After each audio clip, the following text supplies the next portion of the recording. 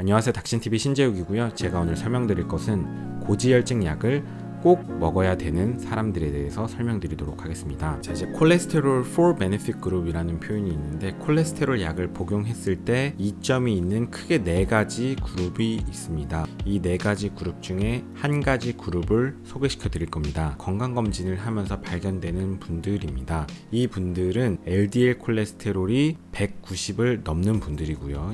심혈관계 질환에 대한 어떤 리스크 인자, 예를 들면 흡연이라든지 가족력, 고혈압, 당뇨 이런 것들 다 필요 없고, 그 어떤 인자도 고려하지 않고 무조건 약을 먹어야 되는 그룹에 대해서 오늘은 설명드리도록 하겠습니다. 이런 자료는 뭐냐 하면요, 전 세계에서 제일 똑똑한 의사들이 다 연구를 해가지고 지구상에서 2019년도에는 콜레스테롤에 대해서 이렇게 의사들 이렇게 치료합시다 라고 저 같은 돌팔이 의사들한테도 야 니들 요거 보고 요거는 좀 지키고 해 하고 그냥 간략하게 요약해서, 마치 여러분들 뭐 초등학교 중학교 때 숙제 해갈 때 이렇게 전과 베껴가듯이 콜레스테롤 약 처방할 때 요거는 좀 지켜 요렇게 딱 요약해서 알려주는 거예요. 거기에 뭐라고 나왔는지 보면 다 중요하지 않고 0에서 19세, 20에서 39세, 40에서 75세, 그 다음에 75세 이상 이렇게 나이에 따른 분류가 있고, 그거에 따라서 뭐 ACE, CVD 리스크 계산하고 리스크 인핸싱 팩터 고려하고 뭐 이런 거 다 필요 없고, 지금 얘기할 건 그게 아니고 다 필요 없고 무조건 꼭 먹어야 되는 사람들 뭐냐, 이렇게 나왔죠. LDL 190 이상인 사람, No Risk Assessment,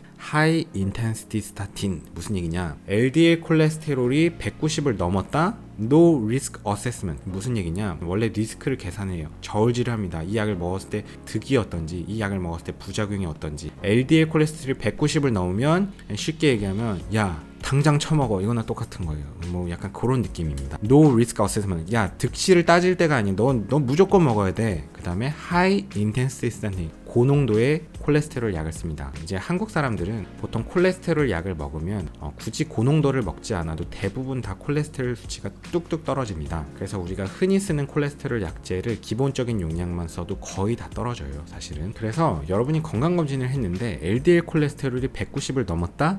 그 어떤 득실을 따질 필요 없이 콜레스테롤 약을 꼭 먹어야 되는 그룹입니다. 물론 여기서 이제 보통 하시는 질문이 뭐냐, 운동하면 LDL 콜레스테롤 떨어지나요? 중성지방은 떨어질 수 있는데 여기서 중요한 LDL 콜레스테롤은 잘 안 떨어집니다. 한 20% 정도 떨어진다고 알려 있고요. 식습관 조절, 기름진 거 덜 먹고 탄수화물 덜 먹으면 LDL 콜레스테롤 떨어지나요?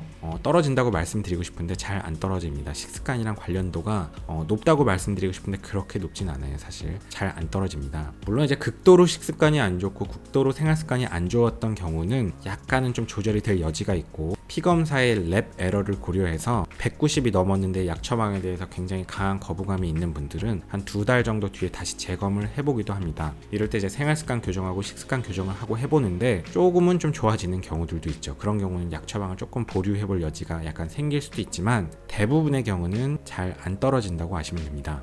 약 먹으면 떨어지나요?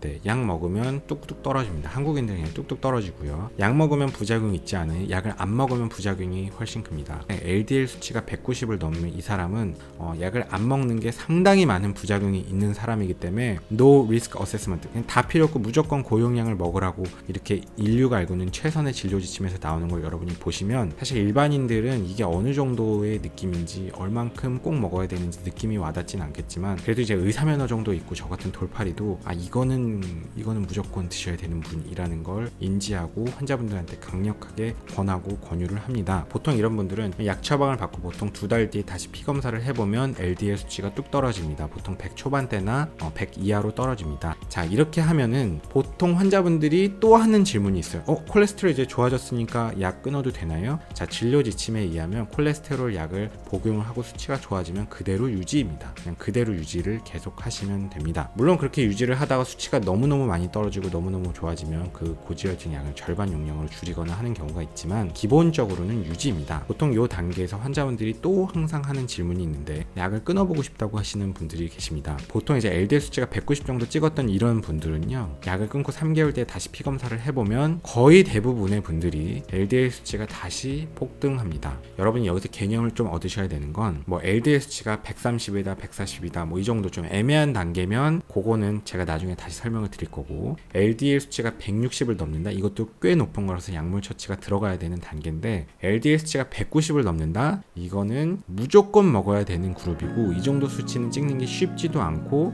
계속 약을 먹는 게 이득이고 약을 먹으면 부작용이 있지 않아요? 안 먹는 게 부작용이 훨씬 더 큰 사람이다. 그래서 이 사람들은 꼭 고지혈증 약을 먹어야 되는 그룹입니다. 다음에는 고지혈증 약을 또 꼭 먹어야 되는 두 번째 그룹에 대해서 다음에 설명드리도록 하겠습니다. 제가 이제 영상을 찍고 나서 보니까 약간의 오해의 여지가 있어서 한 가지 추가 설명을 하고자 합니다. 제가 지난번에 심혈관 질환을 예방하는 측면에서 중요한 7가지에 대해서 설명을 드렸는데 그 중에 2가지가 이제 운동하는 거랑 식사 습관 조절이라고 말씀드렸죠. 거기서 되게 중요하다고 해놓고선 요번에 콜레스테롤 영상에서는 LDL 콜레스테롤 낮추는데 운동하고 식사 조절이 별로 역할이 없다고 말씀드리니까 뭔가 이게 좀 배치되는 것 같은데, LDL 콜레스테롤 측면에서만 놓고 보면 운동하는 거, 식사 습관 조절이 역할이 그렇게 크지 못하거든요. 보통 10%에서 20% 정도 봐요. 그것만 갖고 이렇게 뚝뚝 떨어지진 않으니까 LDL 콜레스테롤 수치만 놓고 보면 그렇게 중요하진 않은데, 우리가 결국은 고지혈증 약을 먹는 이유도 단기적으로는 LDL을 낮추기 위함이지만 그 궁극의 지향점은 결국은 심혈관계 질환을 예방하는 게 목표잖아요. 그 궁극의 지향점으로 보면 당장 LDL에서는 그렇게 큰 역할이 크지 않지만 운동하는 거, 식사 습관 조절하는 거 대단히 중요합니다. 이게 중요하지 않다는 건 아니에요. LDL 낮추는 데는 별로 역할이 없다는 거지만 중요하지 않다는 건 아닙니다. 엄청 중요합니다. 오늘도 긴 영상 봐주셔서 감사합니다. 수고하셨습니다. 지금 해가 져가네요. 편집하는 게 쉽지 않아요.